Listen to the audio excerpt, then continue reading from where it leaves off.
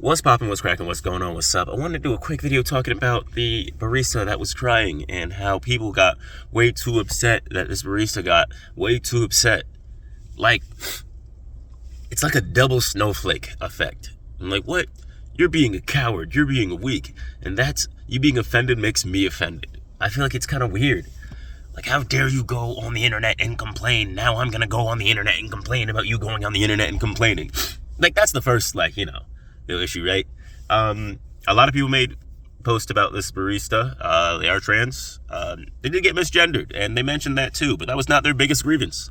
But if you look on the tags for any of the, it's the conservative coverage for it, you see social justice worker, trans barista, woke worker doing this. It's like all loaded with, extra language that doesn't necessarily the real issue there. Like, probably seen the clip. It's 2 minutes. You can go back and watch that. Generally, they are overworked, is what their complaint is, right? That's what they're saying, that they're working 8 hours, and that's, a lot. And for them, it feels like working 8 hours dealing with customers that are angry with you all the time, some of which will misgender you.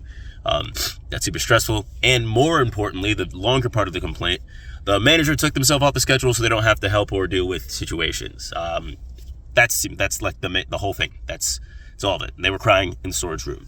So let me do my complaint with this worker. First things first. He did go leave the storefront during their busy hour. If you did that, that's gonna make things worse for your coworkers. Things get stressful. I don't know if there was some conversation in which someone said, hey, when you get stressed out, you go back to the storage room and cry. I don't know if that's an agreement. They said that they don't have accommodations for neurodivergent people, so I imagine that was not an agreement.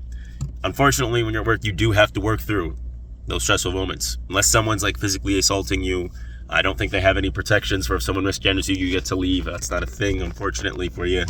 Like, you gotta work. You gotta work through rush hour. Rush hours happen, unfortunately. What is the other thing? Complaining for working 8 hours is not going to look great to a lot of people who also work 8 hours. That is the end of my complaints with the barista. That's it. That's the entire complaints. Watched Matt Walsh's coverage. I watched Hassan's coverage. Got some pretty opposite leanings on the ideas. Hassan's idea generally lists, look, you guys are competing. It's a race to the bottom, which, black people do kind of a lot. I'm kind of used to, they're not black, that's nothing to do with it, but like, my computer, I'm real used to, like, if someone has a bad situation, it's like, nigga, you think that's bad? This shit happened to me. That's something you do quite often. It's very fun, as like a game to do, kind of like, nigga, that's your struggle meal, shit like that. But this doesn't seem to be like a fun, well, I think it's probably fun for them. But, people are just like, I'm a nurse, I've just worked 16 hours there. It sounds like, that's bad. Like, you shouldn't be working 16-hour shifts. It's not efficient for, it's not efficient. It's that your working efficiency is going to decrease as you're working past that 8-hour point. Like, you're going to become less effective. Like, more mistakes are going to happen those overnight shifts at the last portion of those 12-hour shifts, like the last 4 hours of your 12-hour shifts. Some of your worst work is going to happen. People talking about, I can't imagine this person working, 12-hour days in a factory. I can't imagine almost anybody working 12-hour days in a factory. Few people ever have to do that. A lot of the people who are doing that are usually undocumented workers.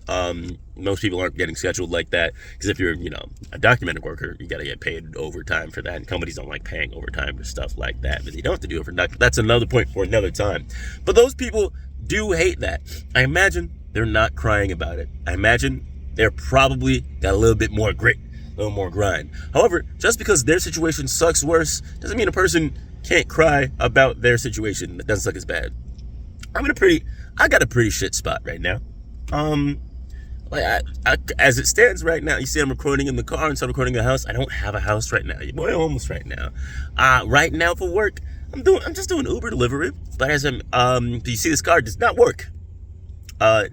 Alternator broke down, don't got the money for it. So I'm doing, about 8-hour days on a bike, all through Boston and whatnot. Shit hurts. My knees hurt like shit. Think I tore something in one of my tendons, but I don't cry about it, I don't cry because, worse shit's happened. I don't really care. I don't get affected by shit. I don't think that makes me tough for not getting affected by shit. I just don't get affected by shit. I don't know. I'm alive. I don't care. Yes, I can acknowledge that people have worse situations. That's not the thing preventing me from crying. I just don't cry about my situations. It's not a virtue. I'm just built like that. I was raised away. I was raised with harder situations in childhood that made me view things in a different light. But, this barista wasn't.